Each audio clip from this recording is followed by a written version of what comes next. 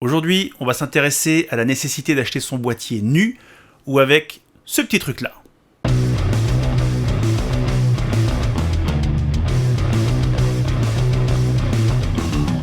Salut à tous, c'est Ben de Retour d'Expérience, je suis content de vous retrouver pour une nouvelle vidéo. Aujourd'hui, une vidéo matos parce que je sais que vous adorez ça.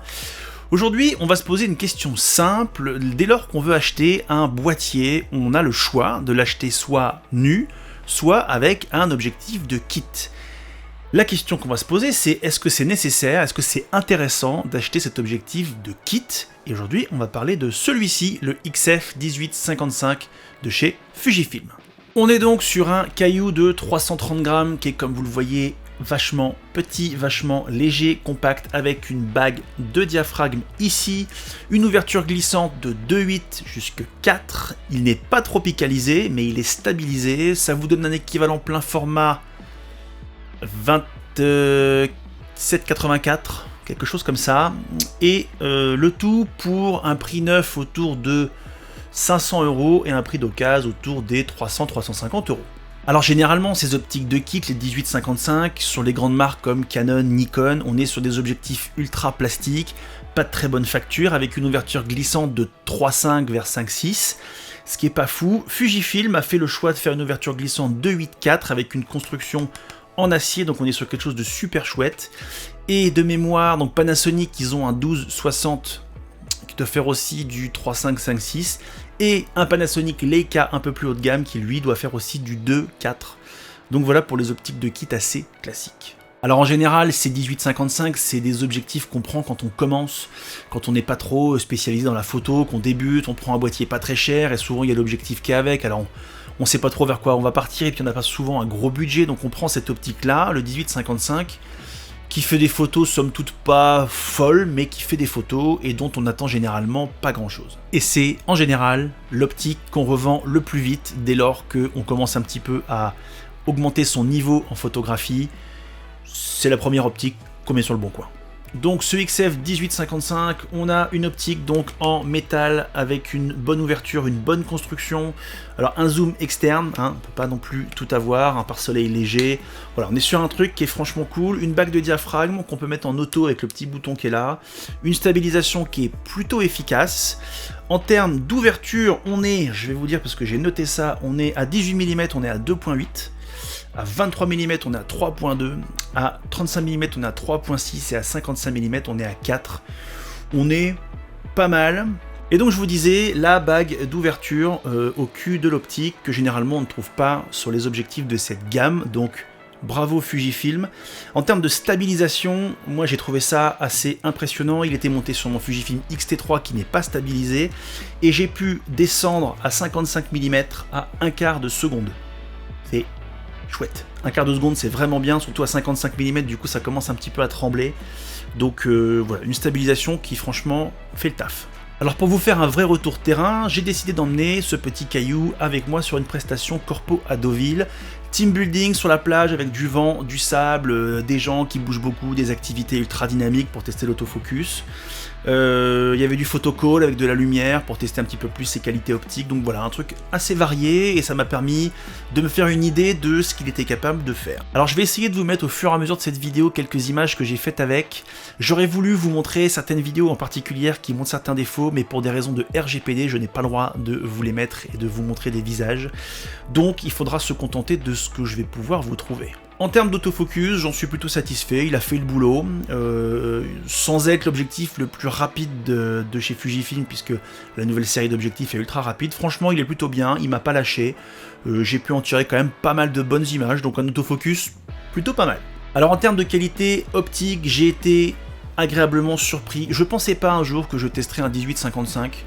Pour moi, ça fait partie des vieilles optiques qu'on a au début et qu'on n'utilise plus après. Et puis j'ai eu une opportunité, merci Justine et Pierre, de tester ce petit truc là dont j'ai entendu beaucoup de bien. Alors je me suis dit je vais l'emmener avec moi, et la qualité d'image m'a surprise. Je m'attendais à être un peu déçu comme tous les 18-55, mais j'avais entendu bonne presse de cette optique, et effectivement globalement à pleine ouverture il est plutôt intéressant. Moi j'ai fait des photos sur la plage, c'était chouette. Au niveau optique il tient la route, mais il a un défaut, et que je trouve assez chiant selon l'utilité qu'on en a. Il n'est pas homogène. mais il est genre vraiment pas homogène. Vous allez me dire, mais l'homogénéité, on s'en fout, Benjamin, moi je fais pas de paysage, je fais que du portrait, tout ça, machin, même dans un mariage, qu'est-ce que tu veux que j'en fasse, je m'en fiche, c'est pas grave. C'est pas vrai. C'est pas vrai, pourquoi? Parce que dès que vous allez faire des photos de groupe, ou moi hier un photocall, et ben vous avez besoin d'avoir quelque chose d'homogène. Donc d'habitude, quand je fais du photocall, je me mets à f4, et du coup à f4 je suis plutôt pas mal, à 18 mm, et je recule. Et je fais ça avec mon 18-55, mon 18-35 de chez Sigma habituellement, et là j'ai voulu le faire avec celui-ci. Sur les petits groupes, ça le faisait, j'avais aucun problème. Et puis sur les grands groupes, j'avais des groupes de 20 personnes, et du coup j'étais vraiment, je pouvais pas reculer plus, donc j'étais sur un bord à bord. Sur l'écran du XT3, ça le faisait. Et sur l'écran de mon ordi, et ben en fait, à droite, j'ai une personne qui est un peu floue. Pourtant je suis à F4. Pas le problème à gauche, j'avais déjà lu des articles qui disaient que cette optique était un petit peu inégale à gauche et à droite, mais pour le coup c'est ça, pour le coup, à droite, même à F4, dans de bonnes conditions d'ouverture, dans tout ce qu'il fallait, la personne à droite elle est floue. Donc le manque d'homogénéité, c'est un problème. Je voyais pas l'utilité d'ouvrir à F8, d'habitude le photocall à F4 avec le recul et tout, ça le fait, et ben là, j'ai des photos qu'il va falloir que je retravaille beaucoup plus parce que finalement, j'ai une personne qui est un petit peu floue. Donc voilà, manque d'homogénéité. Dans les autres trucs à noter, je trouve que la bague de zoom est hyper ferme.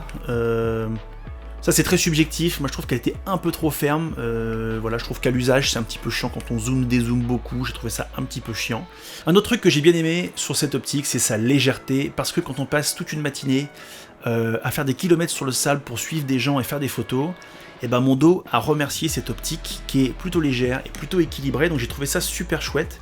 Et je l'avais monté sur mon XT3, c'était hyper agréable, là où il m'est arrivé dans la matinée d'avoir mon 18-35 de chez Sigma avec une bague Fringer sur un autre boîtier, et il fait genre 800 ou 850 grammes, donc la différence, celui-là qui fait 330 grammes, la différence elle est énorme, et honnêtement au bout de quelques minutes je trouve qu'on sent vraiment la différence, et voilà, un petit poids plume, c'est franchement fantastique.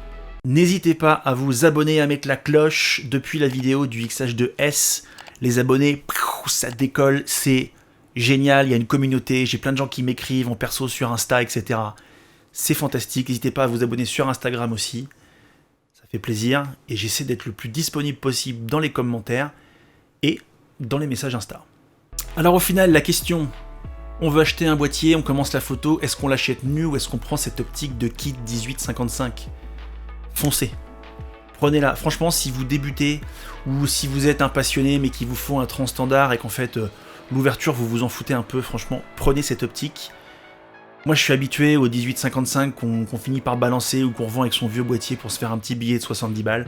Voilà, là, franchement, l'optique est super. Elle est, enfin, pour une optique de kit, ça vaut vraiment le coup de l'acheter. Après, si vous êtes un peu spécialisé, que vous savez où vous voulez aller, que vous voulez faire du portrait, que vous voulez faire vraiment du paysage à un niveau un peu plus élevé, ça fera pas l'affaire, ce sera pas suffisant. C'est pas une optique qui est suffisante pour une spécialité photographique.